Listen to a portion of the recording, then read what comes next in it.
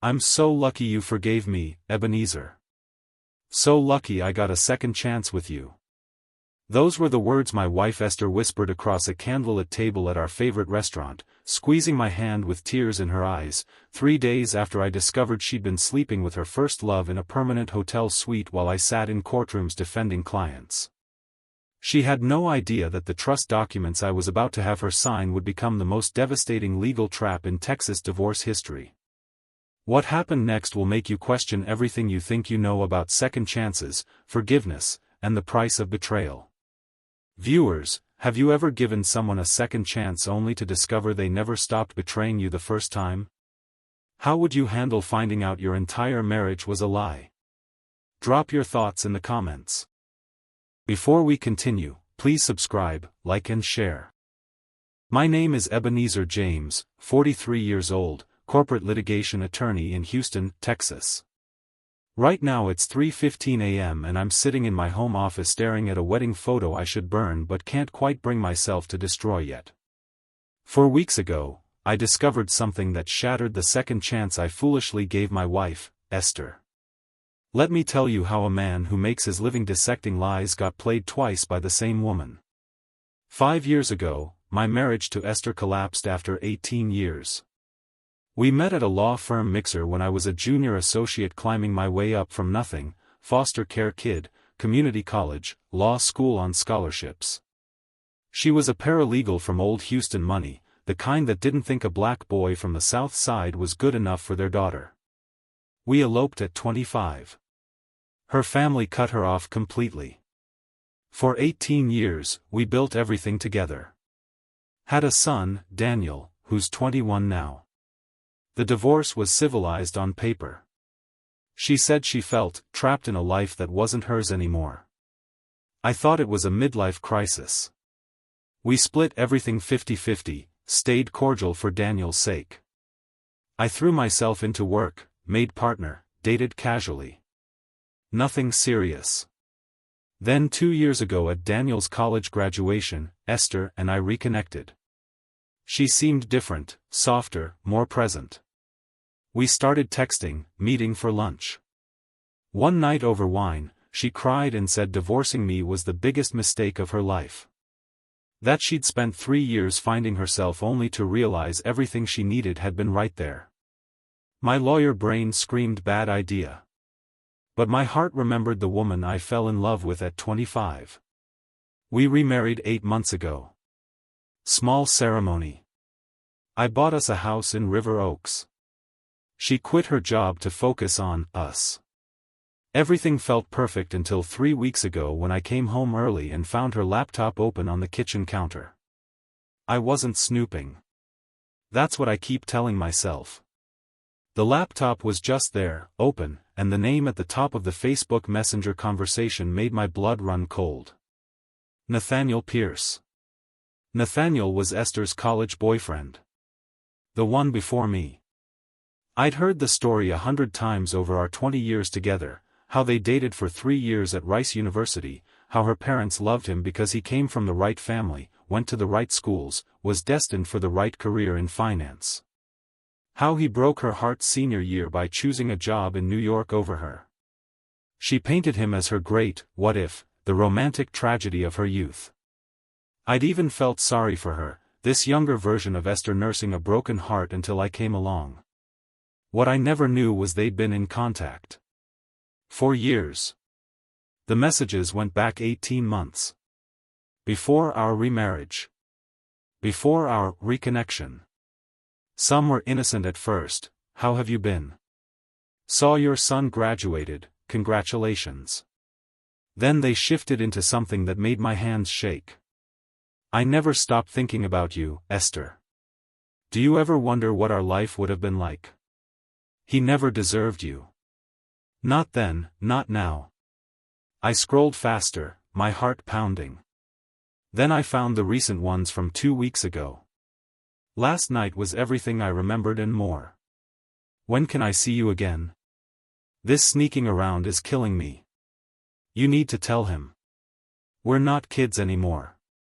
We deserve this. I heard her car pull into the driveway. The engine cut off. Car door slammed. Her heels clicked on the walkway. I had maybe 15 seconds to decide, confront her right now or play it smart. Every instinct screamed to throw the laptop at her when she walked through that door. But I'm a litigator. And litigators don't react. We strategize. I closed the laptop, moved it slightly away from where I'd found it, and walked calmly to my office. When Esther came in 10 minutes later carrying shopping bags and humming some tune I didn't recognize, I was on a fake work call, phone pressed to my ear, nodding at nothing.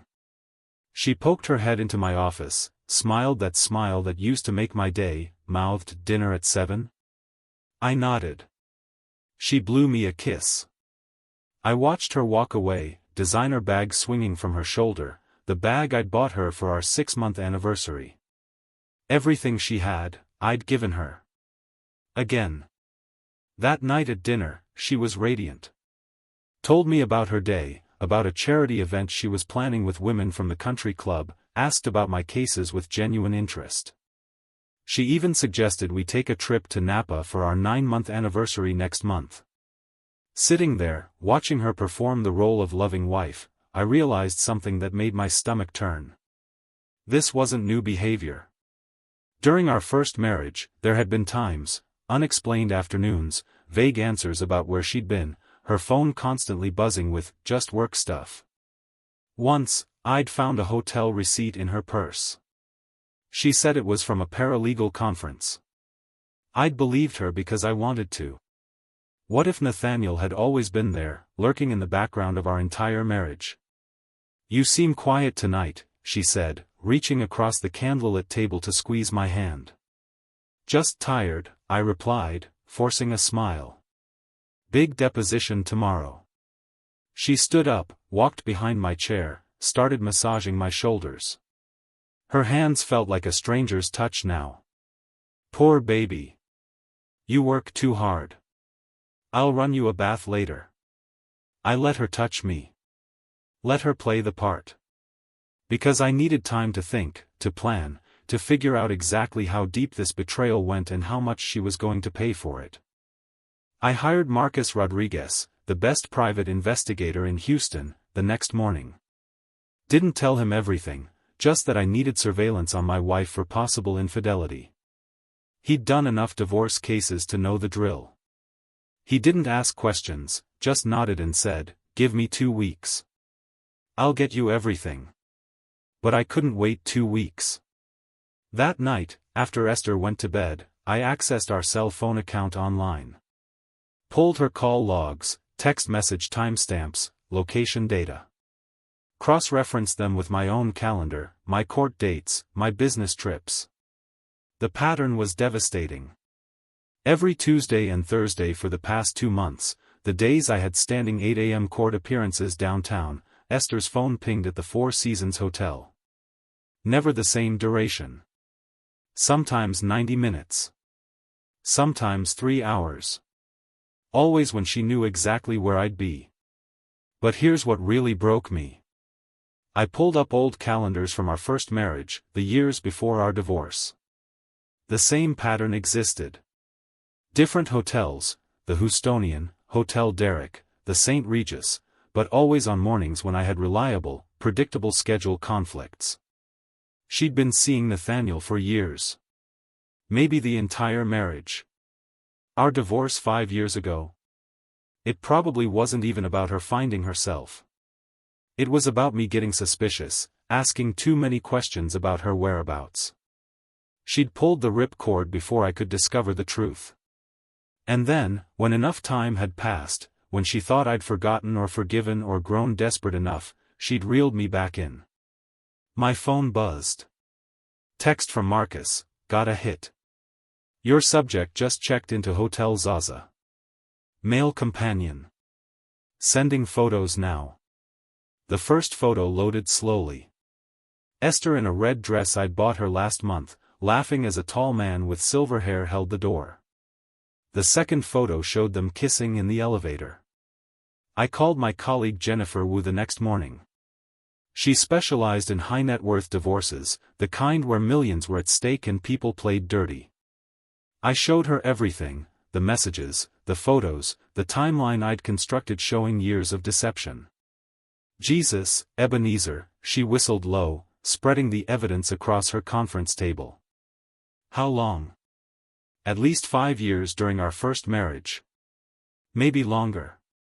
Probably the whole damn time. She studied the hotel receipts, the phone records, the screenshots. You know what you have here, right? This isn't just grounds for divorce. This is a slam dunk. Here's where it gets interesting. When Esther and I remarried 8 months ago, I'd insisted on a prenuptial agreement. Not because I didn't trust her, or so I'd told myself at the time, but because I'd worked too hard to rebuild my wealth after our first divorce.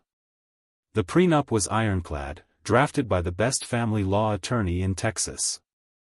In case of adultery, proven by clear and convincing evidence, the unfaithful spouse forfeits all claims to marital property, spousal support, everything.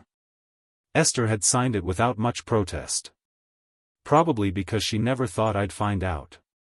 Probably because she'd gotten away with it for so long already. With this evidence, you'll destroy her, Jennifer said, sliding the documents back across the polished wood. She walks away with nothing. Not the house, not the car you bought her, not a dime. That's not enough, I said quietly. Jennifer looked up, surprised. She'd known me for 15 years, seen me handle dozens of cases. What do you mean? She didn't just cheat on me, Jennifer. She manipulated me into remarrying her while already sleeping with him. She played me for a fool twice. Made me believe in second chances while laughing behind my back. What kind of consequences are you thinking? I smiled, but it didn't reach my eyes. The kind that make her regret every lie. That Friday night, I took Esther to Tony's, her favorite restaurant, the same place we'd had our first date 20 years ago when I was a struggling associate and she was the paralegal who smiled at me across the break room. She wore a black dress, looked beautiful in the dim lighting. Held my hand across the white tablecloth like we were still those kids in love. This is nice, she said, sipping the wine I'd ordered. We should do this more often. Like we used to. Actually, I said, cutting into my steak with deliberate calm, I wanted to talk to you about something important. Her smile faltered just slightly. Attell. Oh. What's that? I've been thinking about our finances. Now that we're solid again, really committed this time, I want to make some changes. Set up a joint trust, add you to some investment accounts. Make sure you're completely protected if anything ever happens to me. I watched her face carefully. Relief washed over her features like a wave. Really? That's wonderful, honey. I know how careful you are about money. Well, you're my wife. We're partners. There's just some paperwork you'll need to sign. Standard stuff. I'll have my assistant send it over Monday morning. She reached across the table, squeezed my hand, her wedding ring catching the candlelight. You're such a good man, Ebenezer.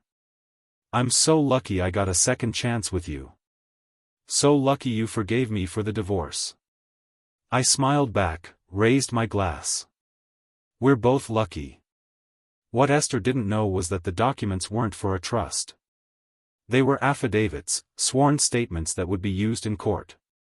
Mixed in with legitimate financial paperwork were questions about extramarital affairs, current relationships, and dependencies. My assistant, who was also a notary public, would witness her signature on every page. In Texas, lying on a sworn affidavit is perjury. A third-degree felony carrying up to 10 years in prison.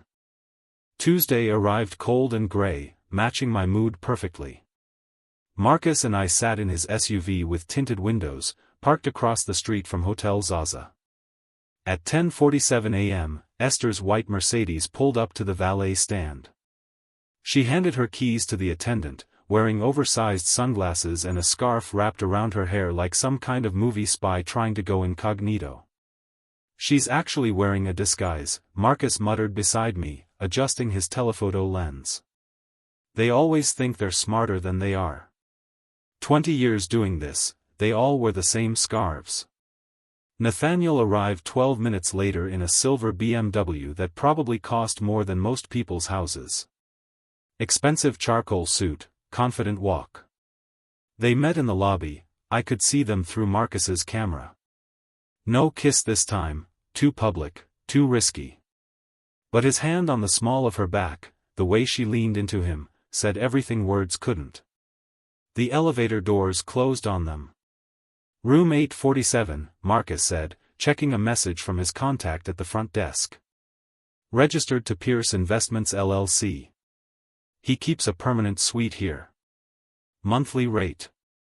My jaw clenched so hard I thought my teeth might crack. A permanent suite. This wasn't an affair. This wasn't even a secret relationship. This was a second life, fully furnished and paid for. How many times had she been there while I sat in court, defending clients, believing my wife was at home or having lunch with friends? Now? Marcus asked, his hand on the door handle. I checked my watch. 11:03. Let them get comfortable. Let them think they're safe. Now, I said. We crossed the street, entered through the lobby, walked past the front desk like we belonged there. Marcus had brought a hotel security guard he'd worked with before. For the right fee, he'd open any door citing noise complaints. 8th floor. Room 847. The guard knocked firmly. Hotel security. We've received a noise complaint from the room below. Silence from inside, then sudden scrambling sounds. Footsteps. Muffled voices. The security guard used his key card. The door swung open. The afternoon light filtered through half-closed curtains onto a scene I'll never forget. The bed was disheveled, covers thrown back. Esther stood frozen in a hotel robe, her hair messed up, face flushed. Nathaniel was half-dressed, pants on but shirtless, frantically pulling on his button-down. Esther's face went from confusion to recognition to pure horror in the span of a single breath. Ebenezer? What are you? How did you? This isn't. Get dressed, I said calmly, my voice cutting through her stammering like a knife. Both of you. Nathaniel stepped forward, trying to salvage some dignity, trying to be the man in charge. Look, Mr. James, I understand you're upset, but this is a private room, Anne. Shut your mouth, I said, still calm, still controlled. You don't speak unless I ask you a direct question. Are we clear? Something in my tone made him step back. Marcus handed me a folder.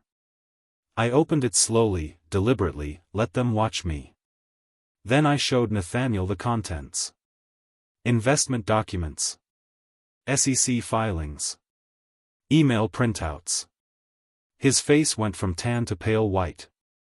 See, Nathaniel, while you've been playing house with my wife, I've been doing research. Turns out Pierce Investments is under SEC investigation for securities fraud. Your clients don't know yet, but they will in about 6 weeks when the indictment becomes public. I have friends at the SEC, good friends who owe me favors from cases I've won. Nathaniel's confident facade crumbled like wet paper. How did you? I'm a litigator. Finding information is what I do. But here's the interesting part. Your firm manages money for some very powerful, very conservative Houston families. Including Judge Patricia Hartwell. You know her, don't you? Nathaniel nodded slowly, understanding dawning in his eyes. Judge Hartwell's husband cheated on her with his secretary 15 years ago. Messy divorce. She despises adultery.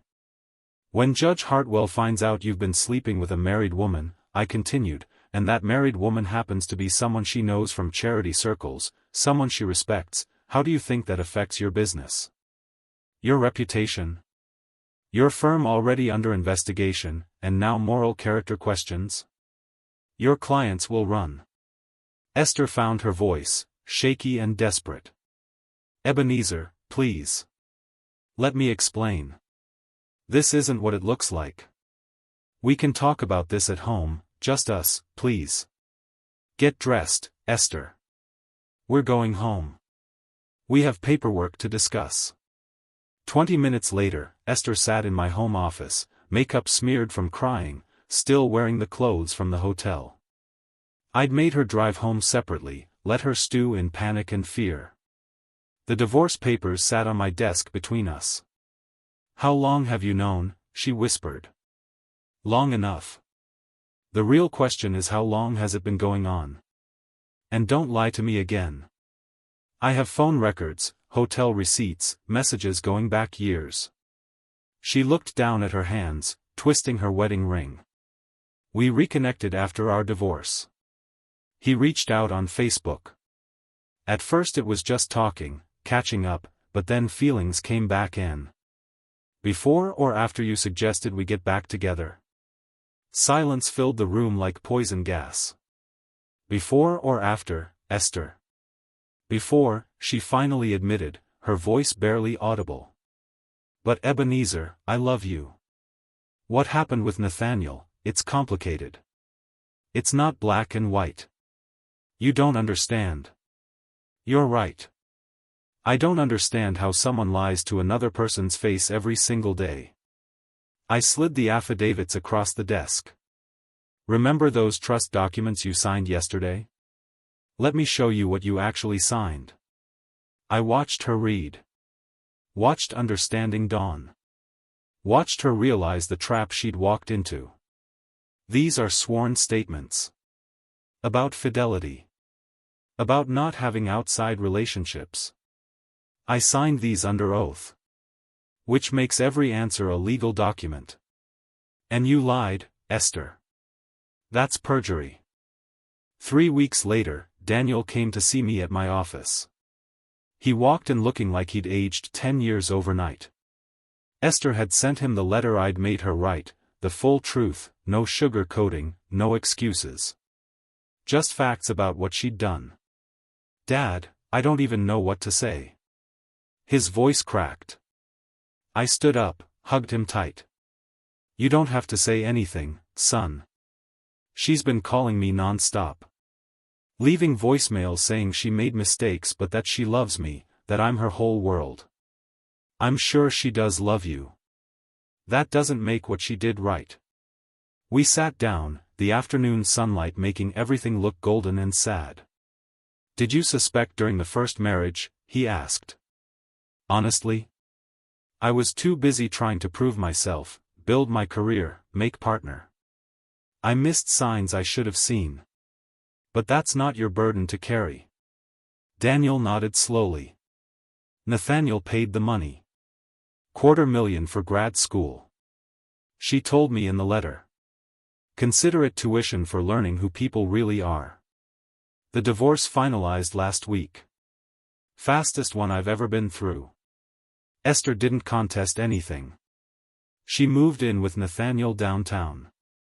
Sometimes she calls from blocked numbers, leaves messages saying she's sorry, that therapy could help us, that she made a terrible mistake.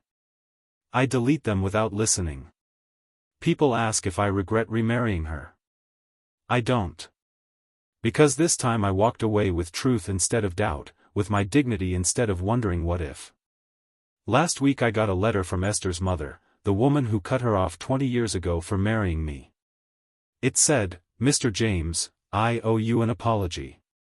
You were the only one who ever really loved my daughter." I haven't responded. I probably won't. Some chapters need to stay closed. Some people need to learn that obsessions come with a price. And sometimes the best revenge is just walking away and never looking back.